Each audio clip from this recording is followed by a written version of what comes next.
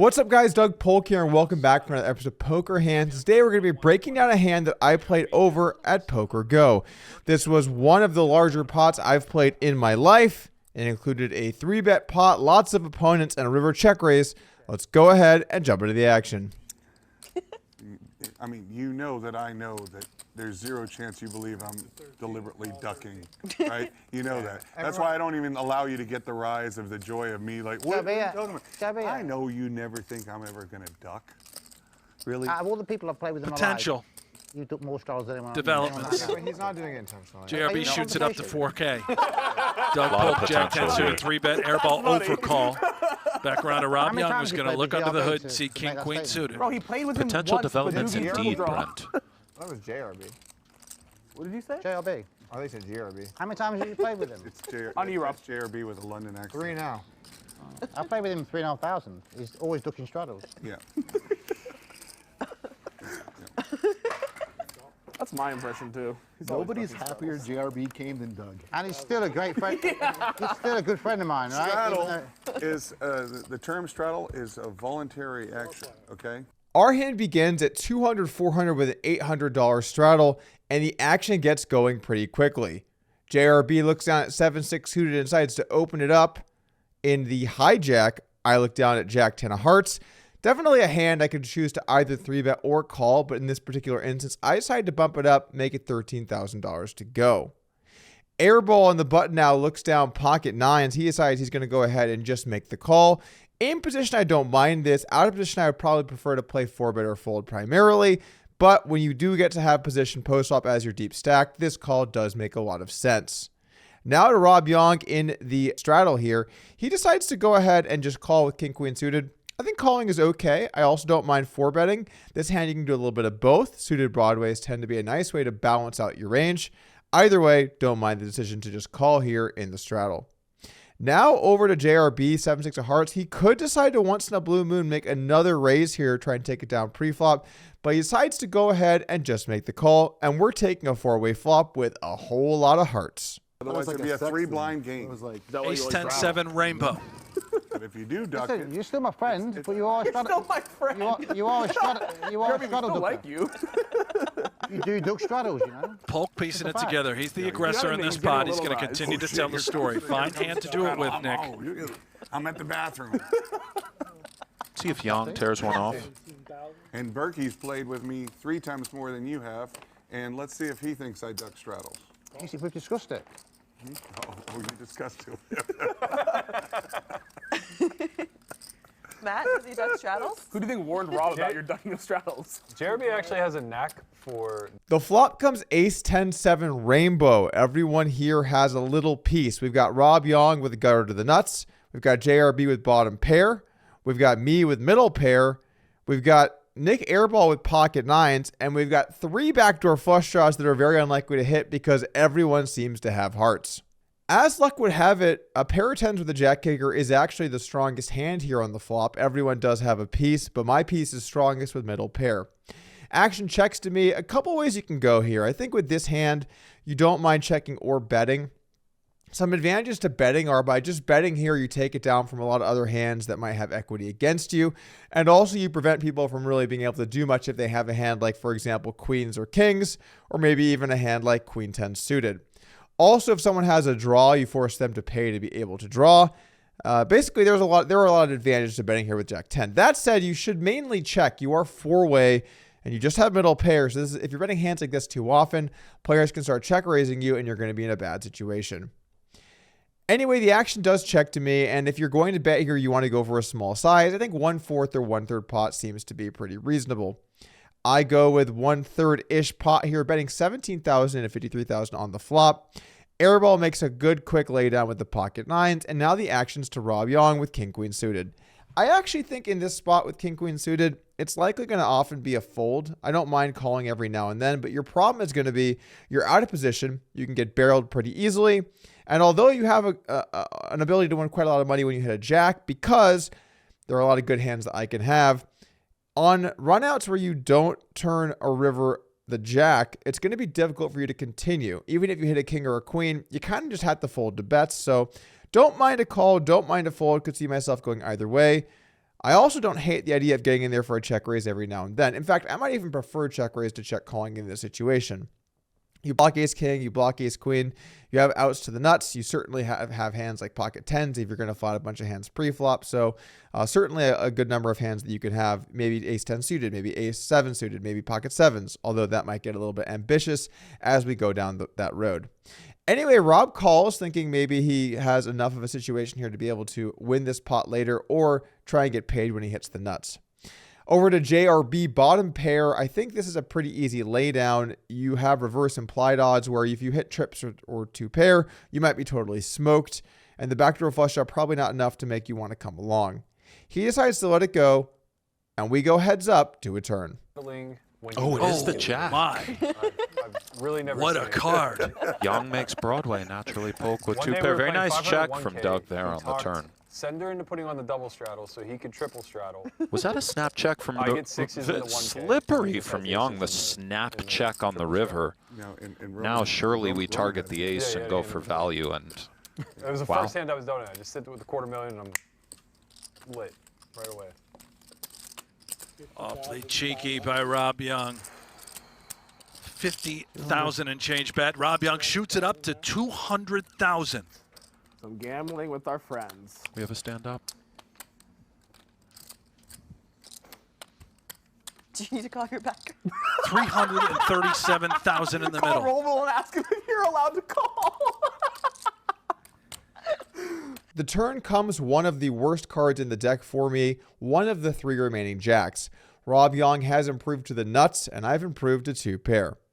Rob checks it over as he would with all of his hands, and this is a spot where I think a lot of players might make a mistake. On shorter stacks, betting here not too bad, especially if you're 100 big blinds or shorter. You can bet and maybe jam some rivers, but typically speaking, on a 4-way flop and a 3-bet pot, 2 pair is actually not as strong as it might seem. If I go bet here, I'm really only going to get action from a lot of hands that have me beat. Hands like jacks or tens, ace jack suited, ace 10 suited, king queen suited. These are the kinds of hands that are going to be willing to put in 3 streets if I barrel off. Also, by checking a hand like jack 10 back on the turn, I give myself an ability to have some pretty strong hands if Rob does bet the river, where I can easily call facing a bet. It also sets up some river spots where the river bricks out and Rob checks once again. I can bet the river trying to get value from a hand like ace king, ace queen, king jack suited, kings queens, a bunch of different hands that might want to call. It's possible Rob could even have a hand like ace 9 suited or ace 5 suited. That might be in the mix there sometimes as well. Either way, this hand's certainly a little bit too thin to be going bet. So we pot control, check it back, and let's take a river. The river comes in offsuit 3, bricking the backdoor flush draw. Rob checks once again, and this is an interesting situation from Rob. I think with king queen suited here, I don't really mind the idea of betting or checking. One of the nice things about betting is because you don't have a pair in your hand or you're not paired in any way, there are more hands I can have to call river.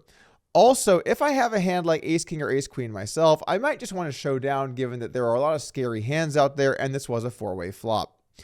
I also don't mind the idea of going for a check raise. I certainly can trap the turn and check back hands like 2 pair or top set or something like that on the turn. So it does make sense sometimes to go for the trap, and it can come down to how aggressive you think your opponent is. If Rob thinks I'm going to take a lot of stabs here and be willing to bet call somewhat light, check raising becomes a lot better.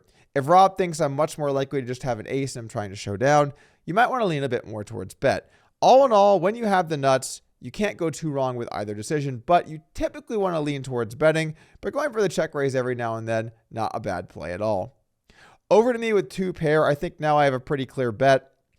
Yes, there are still some hands that beat me, like some of the ones mentioned earlier. Ace jack suited, ace 10 suited, pocket jacks, pocket tens, king queen suited. However, a lot of those should have either check raised the flop or bet the river themselves. So there are a lot of hands left in Rob's range that I'm still ahead of. Hands like ace king, hands like ace queen, hands like kings or queen jack suited or king jack suited. A hand like 10-9 suited. Now, we're getting into some hands that are just going to fold facing a bet, but the point remains my hand's still pretty strong relative to most of Rob's range. I do think that this hand is kind of closer than you might think with 2 pair, but I think given that this board has bricked out, we have a hand that's good enough to value bet. We decided to go over 50.5 thousand, about 2/3 pot, a little bit less actually. I tried to bet 2/3 pot in the moment, but hard when you're playing on TV and you got a lot of banter and stuff going on, and I miscalculated the pot slightly and bet a little bit small. Back over to Rob with his nuts here. He's certainly raising. The question is to what size? I don't mind anything between about 150K and all in. They all make a good amount of sense to me. I think Rob's sizing of 200K seems completely fine. Rob is really saying here that he has a hand like a set or ace jack or a straight when he makes it this size. So don't mind this idea. Back over to me now. Terrible, terrible situation when you have two pair and this line goes down. We have to think about all of our hands that we can have here. We are going to have some hands that want to bluff here on the river. I'm not sure exactly which hands would make sense. Maybe something like king 9 suited if it checked the turn. Maybe something like 8-7 suited if I want to bluff with a pair occasionally because I would know my pair is not going to be good. Maybe a hand like 6-5 suited gets in there every now and then. So there certainly are a chunk of hands that I can be bluffing with on this river. I do have a few value bets. I could have a hand like ace 3 suited. I could have a hand like ace 10 suited. Those hands are going to check the turn. But I actually think jack 10 suited makes a nicer bet call than hands like ace 10 or ace 3 suited. The reason is simple. When I have ace 3 suited, the 3 doesn't actually block any value bets. With jack 10 suited, I block pocket jacks and pocket 10s and ace jack and potentially ace 10 as well. That said, I do block some of the potential bluff candidates, but I don't think a 10 ends up bluffing here very often. Nick Schulman says maybe I'm concerned about 10-9 suited or 10-8 suited check raising here on this river.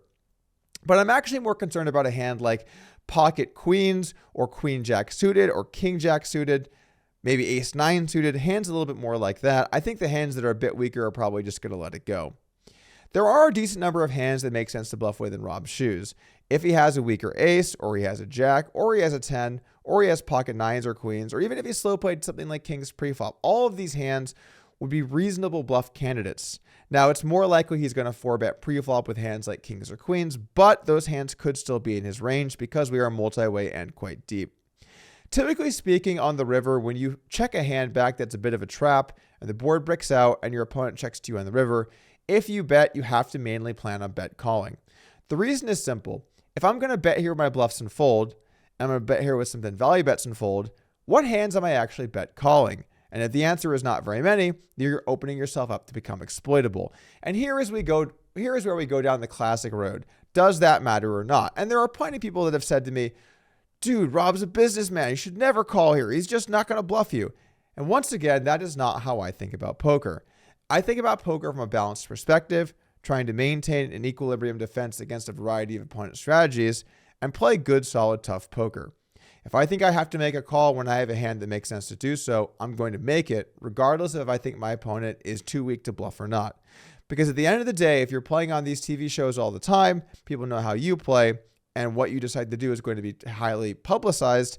You want to make sure you're not making folds that are exploitable and people can run you over. Also, simply put, it's a lot more fun to see what they've got. Rob did call 17,000 on the flop, so Jack Queen maybe comes to mind as just stuff like this, right? I mean, he had to have something on the flop. Is there a Las Vegas baseball team? He's counting out the buck 50, Oh, Brett. they're moving here is what you mean? That's, the word on the street is the A's are coming. Will you go to games? Huh? Will you go to games? I'll go to a few. I call. Oh, he does my. call, and he'll Cool see for the me. dreadful news. Call for me. Javier's. That's haven't heard that one yet. Creative slow roll. And a $487,000 pot heads Rob Young's way. Vicious from Rob on the end, by the way. He said, good call for me. Oh, yeah. A little needle on top. You can watch daily PokerGo content highlights on their YouTube channel. I'll put a link in the description below. And you can watch PokerGo's entire offering of live streaming and episode releases from the World Series of Poker, High Stakes Poker, and more over on their website. I'll link that in the description below as well. Thanks for tuning in. I'll see you guys again soon.